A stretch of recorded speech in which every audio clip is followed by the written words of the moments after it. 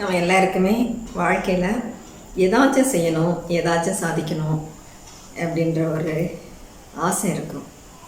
ஆனால் ஏதாச்சும் செய்யணும்னு நம்ம நினைக்கிறோம்ல, ஏதோ ஒன்று செய்கிறோம். ஆனால் அது செய்கிறது முதல்ல நமக்கு சந்தோஷத்தை கொடுக்கணும், நமக்கு மகிழ்ச்சியை கொடுக்கணும். நம்ம செய்யக்கூடிய காரியம் நமக்கு மகிழ்ச்சியை கொடுக்கணும். மற்றவங்களுக்காக நம்ம செய்கிறோம், ஐயோ இதை செய்யலைன்னா அவங்க மனசு வருத்தப்படுவாங்களே, இதை செஞ்சால் அவங்க சந்தோஷப்படுவாங்களே, அந்த தாட்டே தப்பு தான். அவங்க சந்தோஷப்படுவாங்க, ஆனால் நாம் சந்தோஷப்பட மாட்டோம். என்ன தெரியுமா, நாம் செஞ்சோன்னா அவங்க நமக்கு நன்றியோடு இருக்கணும் அப்படின்னு நம்ம எதிர்பார்ப்போம். அதை அவங்க உணரணும்னு எதிர்பார்ப்போம். கண்டிப்பாக யாருனாலையும் அதை உணர முடியாது. ஏதோ பரவாயில்ல ஹெல்ப் பண்ணாங்க அப்படின்னு தான், அவ்வளோதான் அவங்க நினைப்பாங்களே தவிர அதுக்கு மேலே எதுவும் ஒரு ரிவார்ட் நமக்கு வந்துடாது. ஆனால் இதை நான் செஞ்சேன்னா எனக்கு சந்தோஷமாக இருக்கும் அப்படின்னு நீங்கள் நினச்சிங்கன்னு வச்சுக்கோங்க, அந்த நிமிடத்துலேயே நமக்கு அந்த மகிழ்ச்சி கிடச்சிடும்.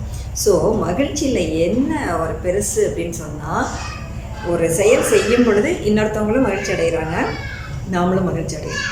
ஆனால் எது தெரியுங்களா பெருசு? நாம் மகிழ்ச்சி அடைகிறது தான் பெருசு.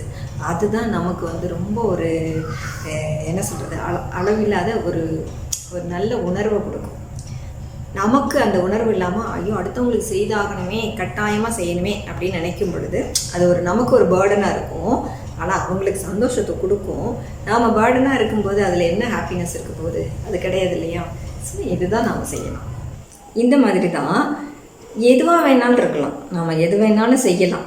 சந்தோஷத்துக்காக எது வேணாலும் செய்யலாம், எதையும் செய்யாமையும் இருக்கலாம். அது நம்மளுடைய விருப்பம்தான். ஆனால் இது ஒரு சாதனையே செய்கிறோன்னு வச்சுக்கோங்க, நமக்கு ஏதோ ஒன்று பிடிக்குது, மற்றவங்களாம் நம்மளை பாராட்டினா பரவாயில்ல அப்படின்னு சொன்னால், நமக்கு என்ன பிடிச்சிருக்கோ அதை தான் தேர்ந்தெடுத்து செய்யணும். இதை செஞ்சால் அடுத்தவங்க பாராட்டுவாங்களா, அதை செஞ்சால் இந்த கவனத்திலேயே நாம் விருப்பப்பட்டதை நம்ம முழு கவனத்தோடு செய்ய முடியாது. நமக்கு ஒரு வேலை, அதாவது நம்ம சாதிக்கிறதுக்காக செலக்ட் பண்ணுறோம் பாருங்கள், அந்த தேர்ந்தெடுக்கிறது கூட நம்ம ஒரு வேலையாக, நம்மளுடைய ஒரு கவனத்தோட, அதுதான் நமக்கு தொழில்.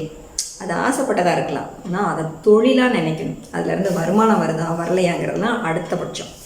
அந்த மாதிரி கவனமாக எடுத்து செய்யும் பொழுது அதில் நமக்கு முழு ஈடுபாடு இருக்கணும். நாம் செய்யும்போதே அவங்கெல்லாம் மற்றவங்களுக்கு தானம் பண்ணுறாங்களே, அந்த மாதிரி நம்ம செய்யலையே, அப்படி ஒவ்வொன்றையும் கம்பேர் பண்ணிகிட்டு இருக்கக்கூடாது. நமக்கு என்ன வருதோ, என்ன பிடிச்சிருக்கோ அதை முழு கவனத்தோடு நம்ம செய்ய ஆரம்பித்தோம்னா நிச்சயமாக அது ஒரு நாள் இந்த உலகத்தாரால் பார்க்கப்படும். அதுக்கு ஒரு வேல்யூ இருக்கும்.